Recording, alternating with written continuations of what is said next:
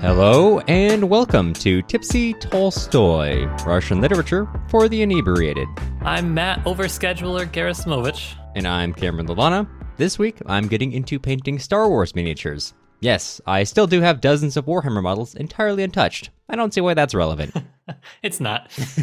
This is a podcast where me and my good pal Cameron get to unwind from our week with some Russian literature and a drink or two. This week, we're going to be reading the short story Vasilisa Maligina from Alexandra Kollontai's Love of the Worker Bees, which focuses primarily on the lives of women in the early Soviet Union. But before we get into our show, we wanted to give a quick shout out to our two newest patrons, Jesse and Lou. Thank you so much for supporting the show. If you're interested in helping out the show, like Jesse and Lou, take a look at patreon.com/tipsytolstoy. We put a lot of work into our tiers and rewards, and it really helps the show out. If you're not able to financially support us at the moment, but you still want to support in some way your favorite podcast, you can leave us a nice review over on Apple Podcasts or sign up for our email list on our website. Yes, thank you for the updates. But before we get into the reading today, Matt, I have an important question for you. Yes. What are you drinking? So I'm going to be a little beer repeater here. I'm drinking once again the Escapist American Ale from Temperance Beer Company here in Evanston, which it's okay to repeat it because it is such a good beer. It's honestly one of my favorites that I've had in a while on the show. No reason not to enjoy it twice. That's right. What are you drinking tonight? I am drinking The Machine Baltic Porter, which, yes, is a reference to the comedy routine that you're thinking of. Ha ha ha.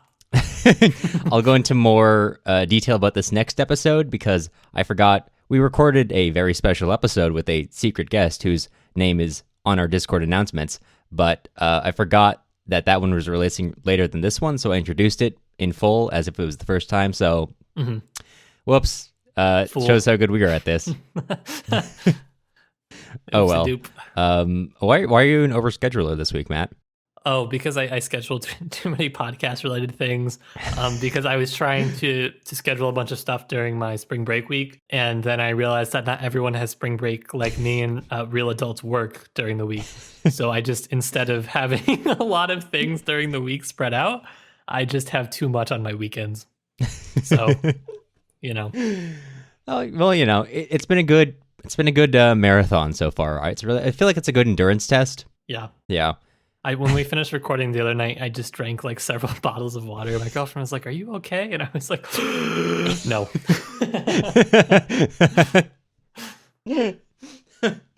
How's the Star Wars miniature painting world treating you? It's good. I really enjoy. It's a little bit less. At least the models I have are not as intricate as a lot of my Warhammer models, so it's a bit more forgiving, and so it's a little bit less stress-inducing because of my obsession with making every single detail good. Not quite putting me over the edge like every single Warhammer model does, and I'm finally getting to get some good use out of my airbrush. So finally, we've been waiting for the airbrush content. I only bought them because they're like clone troopers were cheap, but now I'm kind of thinking about buying the actual Star Wars Legion game, which there's only me and my housemate to play it with, but could be my new thing. Could be one of my new things. We'll see. That'd be good. I'd be into it. I'd be into it. Maybe something for another community night. We can only hope. Well, let's get into, before we go entirely off track, Love of Worker Bees, or Vasilisa Maligina. Before we get into the story itself, Matt, can you give me a little bit of context for this novel? I would love to, because the only thing I love more than this novel is the context. This is one of those that, like, you probably would never read if I didn't put this in the podcast, and I would have never read this unless one of my professors decided to me, and it was so good. It was something really good. It was very weird, I would say. And that's what this time period is all about. Vasilisa Maligina is set in the new economic policy period of the Soviet Union, which runs from approximately 1922 to 1928. This is between the end of the Russian Civil War and the beginning of the Stalinization of the Soviet economy, shall we say. And it's a period in which Lenin kind of instates the new economic policy, or NEP, which allows kind of very small scale capitalist markets to operate in a way to help the Soviet economy rebuild after the just utter sheer devastation of the Russian Civil War, which the Bolsheviks, of course, won. And so this is where the novel is set. It is set in this period of, complete destruction of the countryside, of the industry. Well, not just the industry, like literally every industry. And so you have kind of these communists trying to rebuild society in their communist fashion, however they would like. And then you have kind of the anxiety of capitalism creeping back and tempting them. And so there's a lot of weird stuff that goes on with that. There's a ton of weird stuff that happens through gender roles in this book specifically, and also during the time. And one of the books that I rely on heavily for my understanding of this, which I read about the same time as I read Kollontai's book, is a book from Dr. Eric Naiman called Sex in Public. It's about the way that sex was kind of talked about in the early Soviet Union and how that discourse came to kind of be incarnated in the early Soviet ideology. And one of the things he points to, which was an interesting way of conceptualizing the story that Cameron is about to summarize, is the idea of this book comprising a small run of what could be considered a Soviet Gothic genre. The Gothic in Russian literature, of course, being present throughout the 19th century.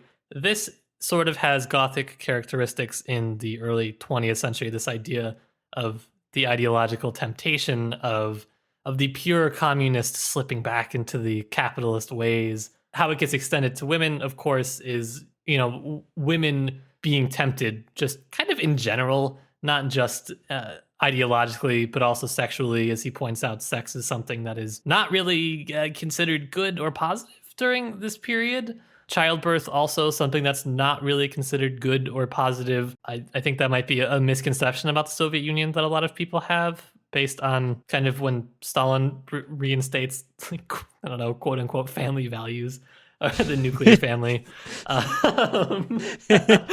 That's probably not a good characterization of it, but I'm going to leave it there. I already said I like it. Soviet Family Values sounds like a good album. or a bad like TV sitcom. And so there's a lot of reasons for this, as we can kind of get into later. But this is a story about temptation, ideologically and otherwise. And it was written by Alexandra Kollontai, who was a major figure in the early Bolshevik government. She was one of the, I think, like 2 women to really kind of be involved at I mean, like super, super high level.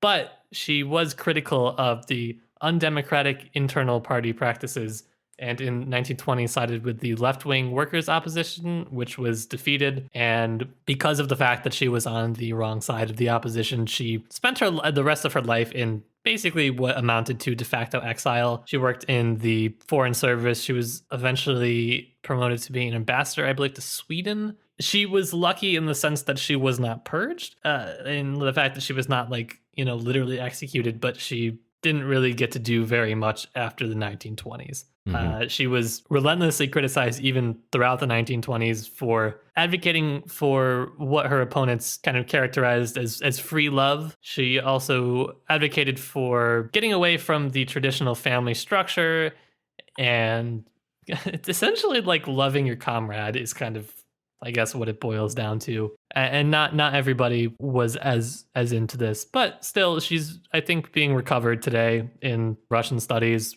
as a whole, as a figure of Marxist feminism, and just kind of as an early Soviet thinker.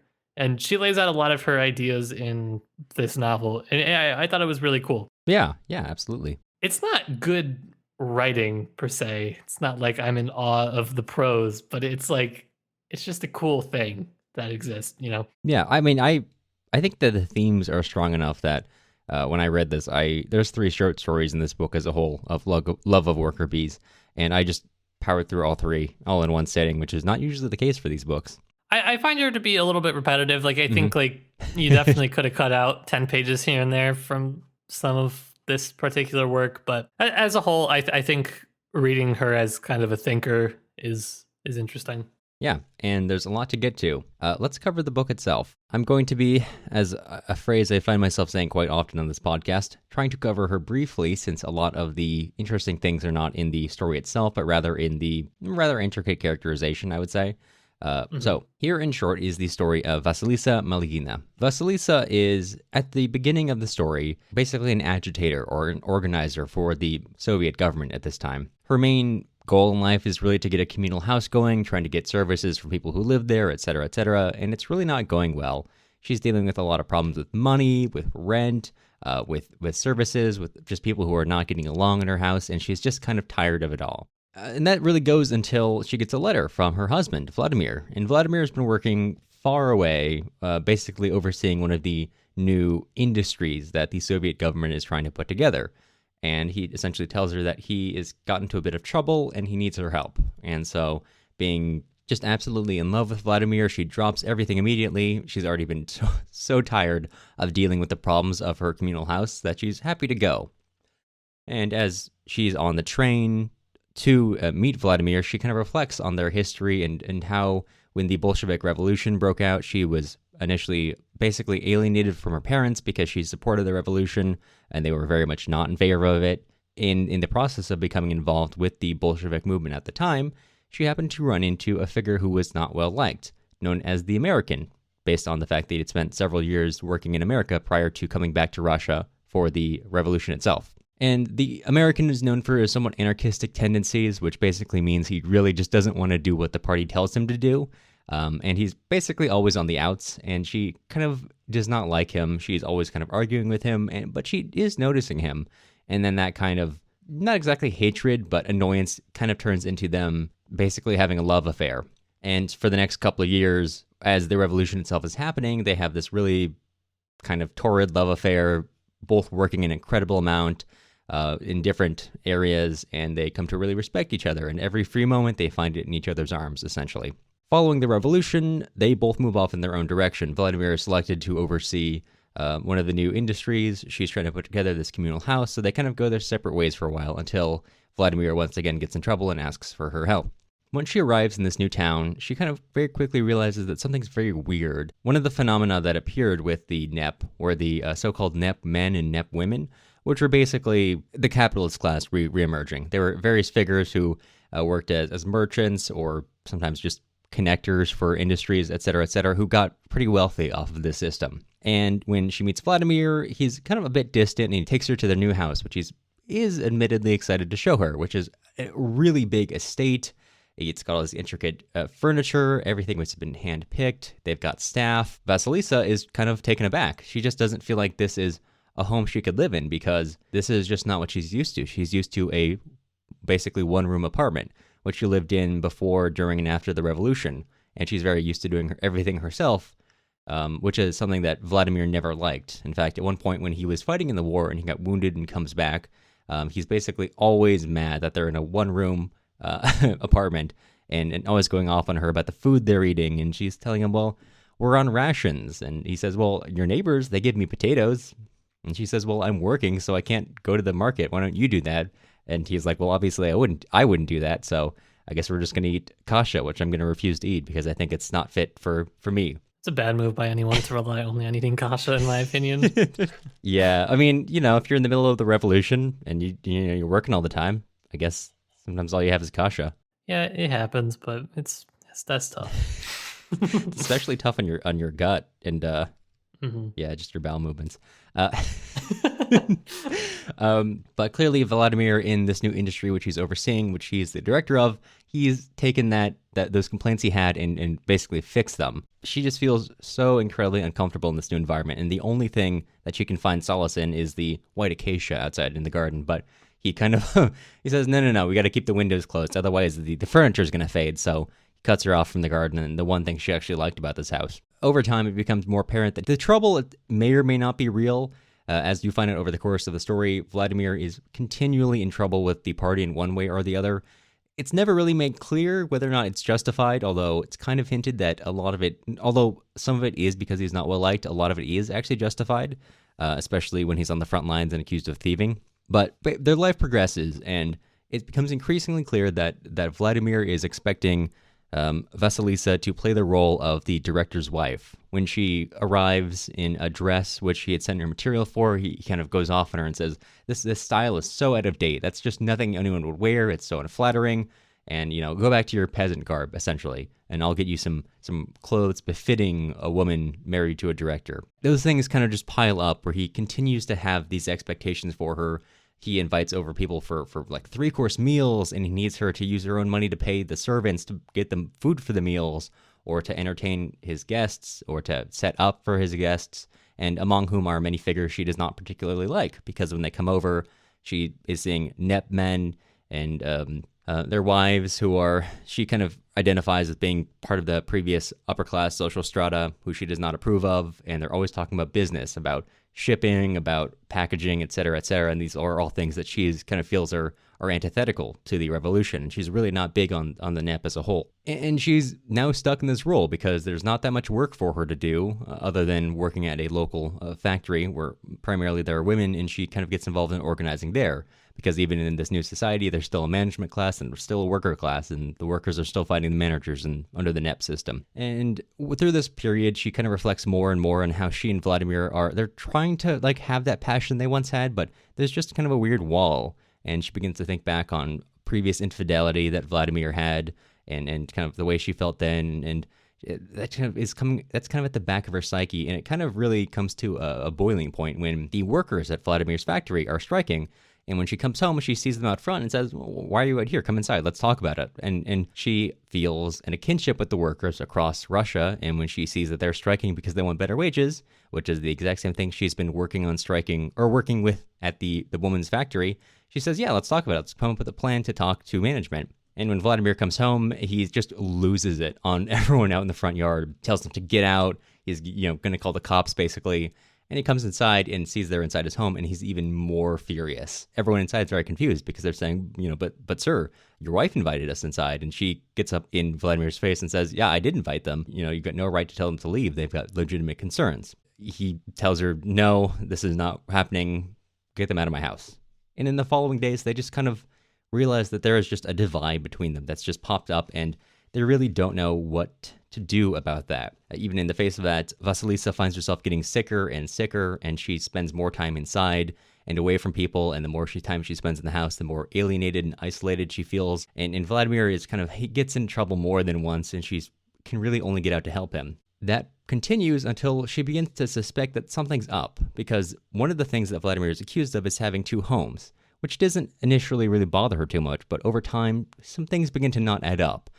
Some days he comes home and he's really upset about things that he really shouldn't be that upset about, or he's more upset than it really calls for. Or when he gives her some silk for a dress, she happens to notice that he's got an equal amount of silk kind of hidden away in a cabinet. So she begins to wonder, what are all these things that don't add up? And it maybe especially comes to a head when he gives her that silk and he says, "Oh, I know usually you make women's undergarments out of this, but you can make this into a nice shirt." And then she's kind of sitting there like, well, how does he know what women's undergarments are made out of? Because I certainly don't wear silk underwear.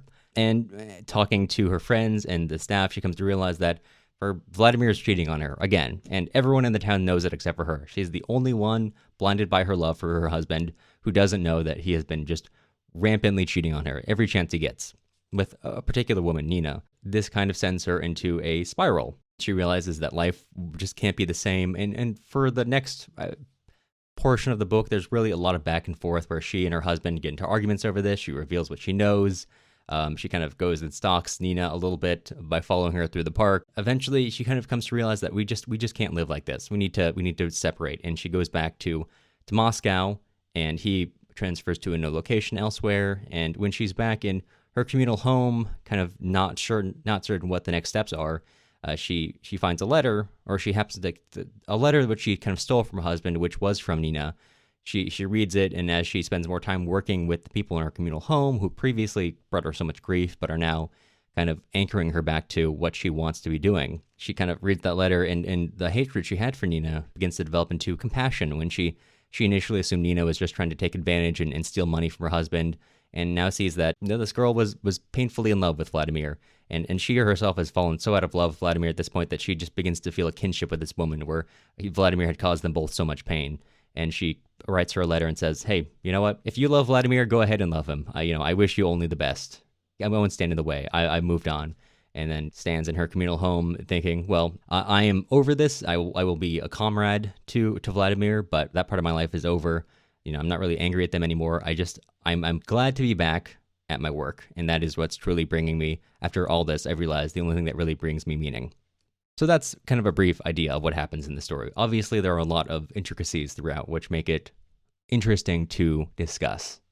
Kind of the conclusion, I guess, of the thesis when she figures out that she's pregnant and one of the people in the communal home is asking her how she's going to raise the baby without a man. And she says, no, we're going to raise the baby. It's going to be a communist baby. Yeah. So she kind of says, oh, we're going to set up, I had like a group children learning center in the apartment complex. And the government took it away from us because of stupid things. So I'm going to get it back and we're all going to raise our kids together. Yeah. Most people criticize the end as being too optimistic, which maybe, yeah, I guess you could say that. With hindsight, yeah, you can easily say that, but yeah, I think it's easy with hindsight, but I think being written in the 1920s, it's more interesting not to read it backwards too much. Right. To read it more so as the story of or at least an author who is trying to look forward and be optimistic about this new society that she's trying to build. And if it had worked, it would have been interesting for sure. So let's talk about some of the major themes of this. All three stories in this book as a whole kind of address the same themes. This one does it obviously at the most length, but there's a lot to discuss here. Is there anything that kind of sticks out to you initially, or at least when you are thinking about this book, that really kind of comes to mind as the important things that really are the most interesting or fascinating? I think there is a real lot in here. I don't think Kollontai is the best prose fiction writer that exists on the face of the planet, of course. But I do think she does some interesting things. One of the main things is subtle characterization to see how the NEP ideology and NEP period was portrayed. And she does that in a lot of kind of granular ways, I guess. She's, for instance, when she first meets Vladimir or Volodya, speaking and whatnot, she's talking about how fierce he speaks, and she says that she could imagine him, Volodya, courageously facing bullets, even if he did wear a starched collar. And so there's kind of like a lot of things underscoring here, where if you're looking back at it from like 2021, you might be thinking, yeah, people have like iron collars or whatever, but these are small details that are kind of meant to pick away at certain characters and to set up the, maybe not foreshadowing, but to kind of say that these are how these people are and that's how they're going to be. And so I like on the kind of granular level the way that Kollontai characterizes everybody throughout the book. I think she does an interesting job of that. Yeah. And I think that's, to that point, one of the things that I found really interesting is when Vasilisa is being brought through the house, she really only has eyes for the garden because everything else is so foreign and almost unnatural to her. But the trees, nature, that's something that she can appreciate. And she just, over time, she just gravitates more and more towards the garden because once she's stuck in the house all day and she's sick and she doesn't have anything to do, and she's kind of like, thinks, I just want to be here forever, before realizing, is this what the life of the idle rich, or at least women who didn't have any responsibilities and were not asked to be anything but wives? Is this what they felt? Is this that they would just sit out here and just wish they could be among just like different species, essentially? I believe that this was a pretty primary characteristic of. Now, I'm not an expert on Gothic literature by any means whatsoever, but on my reading about the Soviet Gothic, this was a particular scene which scholars picked up on as the character being trapped in essentially this sort of Gothic-esque mansion of temptation and desire of the NEP period. It's basically what it characterizes. This has probably been an estate that was collectivized from a wealthy landowner that was supposed to be divvied up, but is instead just fallen into the hands of her husband. And so she's kind of, she's trapped in this sense of temptation the entire time that she's in the house, trying to maintain her own sense of like ideological purity, quote unquote. Yeah, even when she's kind of being forced into basically a recreation of the old order. When she first arrives, she meets a servant and goes to shake their hand. It was like, well, how are you doing? And Vladimir scolds her, saying, well, it wouldn't do for the lady of the house to show respect or basically treat a servant as an equal. And she's just kind of taken aback, like, why wouldn't they be my equal? We're all workers, essentially. Except she's now no longer a worker. She is now part of the management class. Yeah, so I think it's interesting to look at in this period. It takes some old concepts that you would see from a lot of 19th century literature that posit it kind of as a natural sort of thing, even if they are critiquing it. It's just kind of how it is. And now you get something where you're inside the head of a character where that is very unnatural for her to do. Gender roles. Yeah, that's a big one. Also, I mean, that's kind of the main shebang here. Yep, um, yep. A lot to deal with I here. mean, the cross section, yeah, a lot to deal with. The cross section between gender and characterization, super interesting, especially with Vasilisa. The shortened form, Vasya, is a boy's name, and she's frequently described as being boyish. Even after, towards the beginning, middle-ish of the book, she has a typhus attack that leaves her bedridden for quite a while and kind of just alters even more so the way that she looks. They shave her hair off as a result of this, and Vladimir says to her, you shouldn't worry about that. My Vasya looks just like a boy now. That's what she always was, really." And he doesn't say that in like a mean way. He just kind of says it in like, well, I don't know.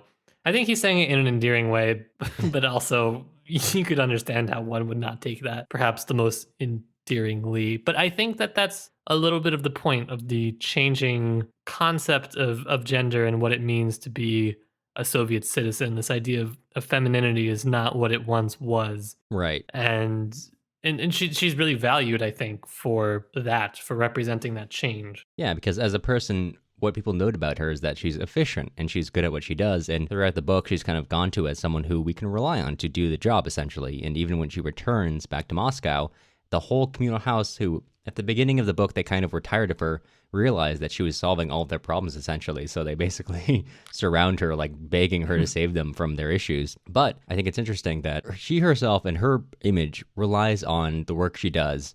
And her husband repeatedly cheats on her throughout the book. I think there are at least three times, maybe more. And that when he's at the front and he is charged with basically stealing, she goes to help him out, and she finds that she's been sleeping with maybe a nurse or just some other woman. Of course, later in the book, there's Nina, who he carries on a prolonged relationship with. And then throughout, earlier in the book, when they're in Moscow itself, I believe he sexually assaults her cousin, which it really shows some of the changing ideas around consent. That's just kind of like a small feature of the book. They're like, yeah, she's like, yeah, he punched me and threw me down in the bed, and then Vasilisa is like, well, he's just joking around, which, oof, yikes. Oof. Yeah, but throughout the book, whenever she kind of runs into the woman that he is cheating on her on, like that is, even though her self-image of what is good and who she is really relates to the work she does, she can't help but focus on like the features of these women. She kind of goes on about their bodies and like especially their lips, or et cetera, et cetera.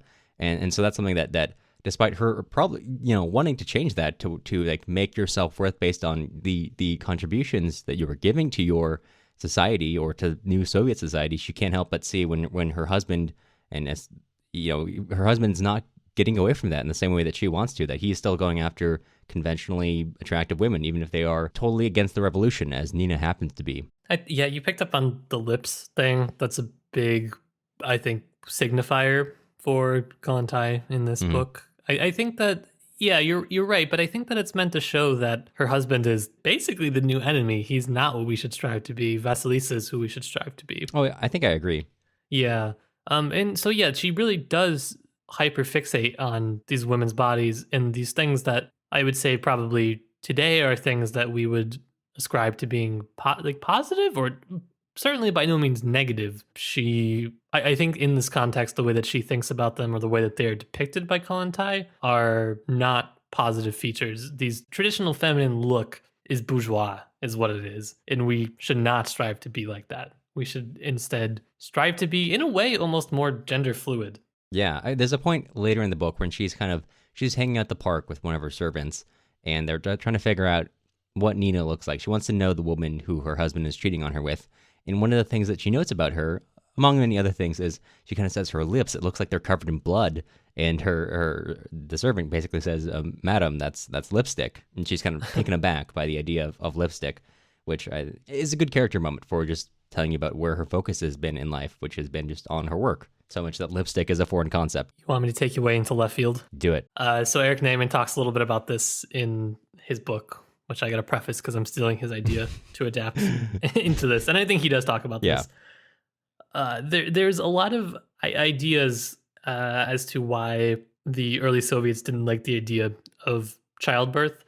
And this, to me, I don't know if anyone else will be persuaded by this argument, but I found it fascinating, which is that it doesn't align with the kind of Marxist idea of linear history, as opposed to a kind of straight line of history. Women don't fit into this because one of their roles is giving birth to children, which is inherently a circular sort of motion. And it is repetitive. We're, continuing to give birth to new life. And so these sort of traditional feminine ideas, these things of these motifs of blood, of red, of childbirth are assigned very negative things throughout Kollontai's work. She talks about one of the women that her husband was cheating with. It was clear she had her period in the bed where they were sleeping. So there's motifs of menstruation even throughout this work, which are assigned negative bourgeois connotations because of the fact that they are repetitive and not linear. I mean, this book was fascinating to me.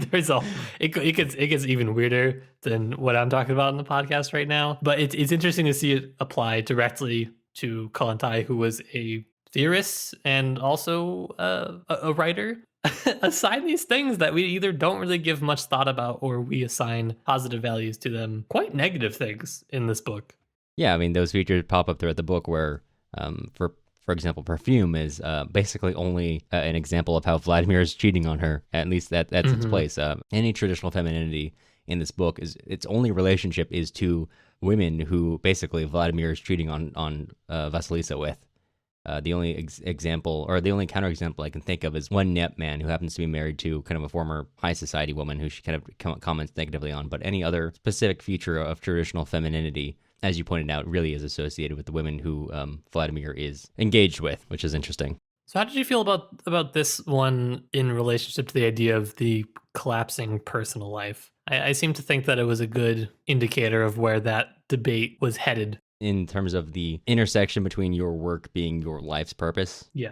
I mean, I think it's interesting because what really kind of struck me about this book, if I can kind of take it away from your question for a moment, is that I don't think it's if you were to read this right now and you changed a few features, you could probably more or less recognize it in a modern context. Oh, absolutely. Yeah, in the feature of the discussion of gender roles or this drive to work, because obviously in the Soviet Union, you do have that collapse between personal life and your work life, where your work life is your personal life because that's your contribution to, socialist society. Even in the modern era, we are always driven to be, if I can editorialize for a moment, driven to be constantly producing or learning or doing something which makes us better employees or better people to be working in different markets, or you need to be trained in coding or, whatever. Everyone needs to learn coding, or no matter what industry you're in. Stop trying to get me to code, please. I would not like that. Yeah, and I think that that's, in the Soviet context or even in our modern job hellscape context, an interesting look into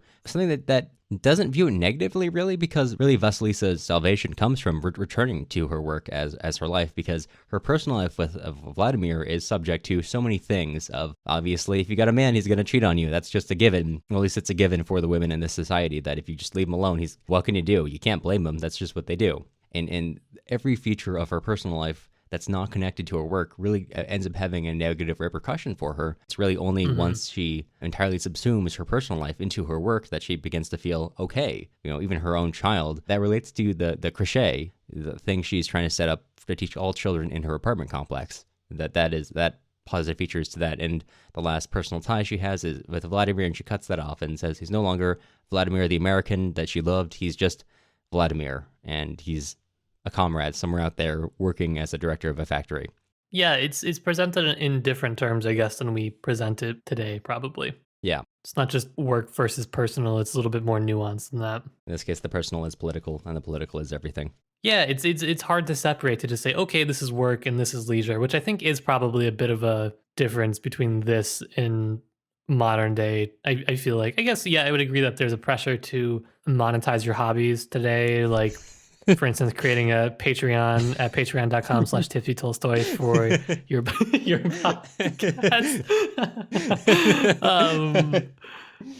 But it's clear that this is kind of leisure. This is on our own time, whereas is here, I think the public life, the political life, she can't help but let it consume this vestige of the old life, which is, in a way, her personal life with Vladimir. And it becomes clear to her that she can't continue to coexist in the idea of what a woman is in society and what a woman should do, especially as a wife and a partner in this new communist society. His expectations are part of what is, I guess, like tempting, for lack of a better word, her to fall back to the capitalist, bourgeois, kind of old notions of society. And she has this like positive thing pulling her forward, even if it needs to consume the other aspects of her life. Right, getting over things like, I don't know if you would agree with this, but personal jealousy, where she goes from treating Nina as like a competitor, really, or the woman who's ruining her life, but rather as just another woman who, even though she is an anti-communist, is someone who is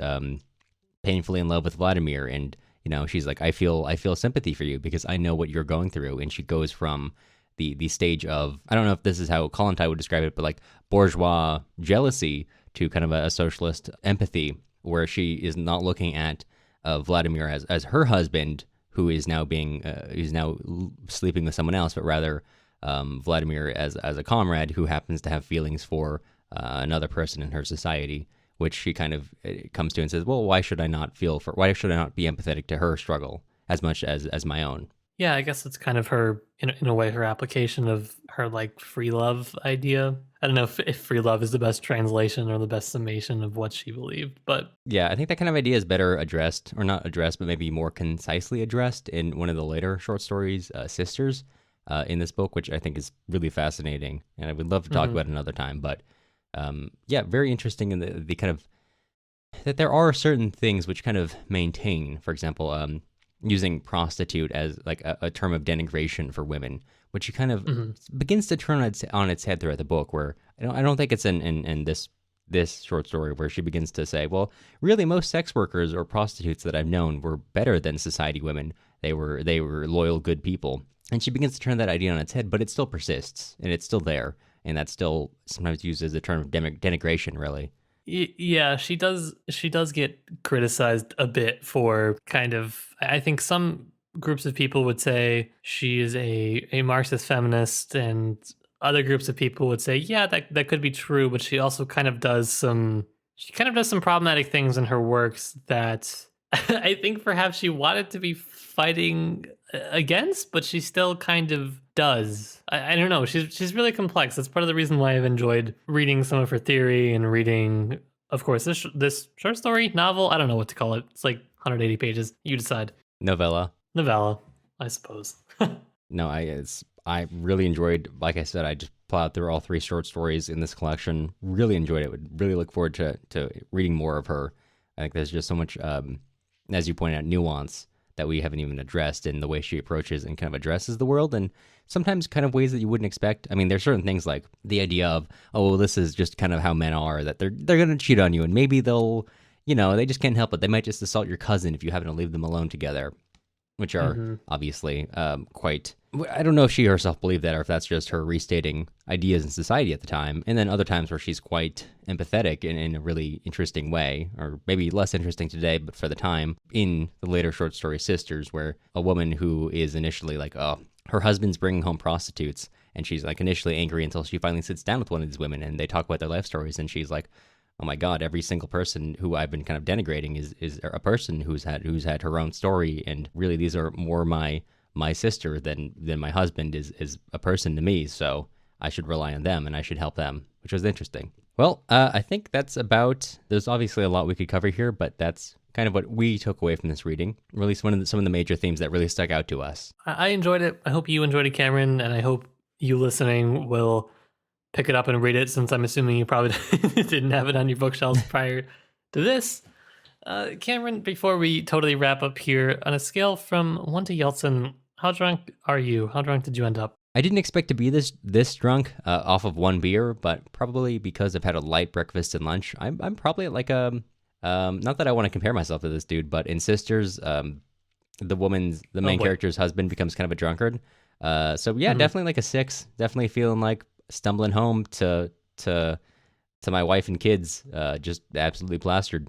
Got a boy. Yeah. How about you? Where are you? I'm somewhere along that spectrum. Unfortunately, I don't have anyone funny in this story to compare myself to. There's no one funny to compare yourself to. I feel bad about the comparison I've made. Nothing in this story was funny. That's the problem for this end segment. But I'm probably with you 5 or 6. It's been a good night. I've enjoyed it. Yeah. Getting away from us trying to find something funny about this deeply unfunny and very serious tale. What are we reading next week, Matt? Oh, you fool. You thought we were going to read something next week. No. Next week, we're going to be stepping away from the reading slightly and into the world of adaptation. We're going to be talking with Ali Pitts from Russophiles Unite movie podcast about Joe Wright's 2012 adaptation and Alexander Zarki's 1967 adaptation of Anna Karenina. That is a kind of prelude to our Summer of Anna Karenina series that we're going to be starting May 7th, where we're going to be reading the Anna Karenina novel, all 8 parts. We're going to be doing every other week releases. We've got some special guests lined up. We've got a good time lined up overall. So we're going to be doing a bit of a prelude to that, talking about some adaptations, why they're good and or bad, mostly bad. And Ali's a super cool guy. So we look forward to you hearing that episode. Yeah, really enjoyed the conversation. I will say that normally we don't assume that you've read whatever we're talking about.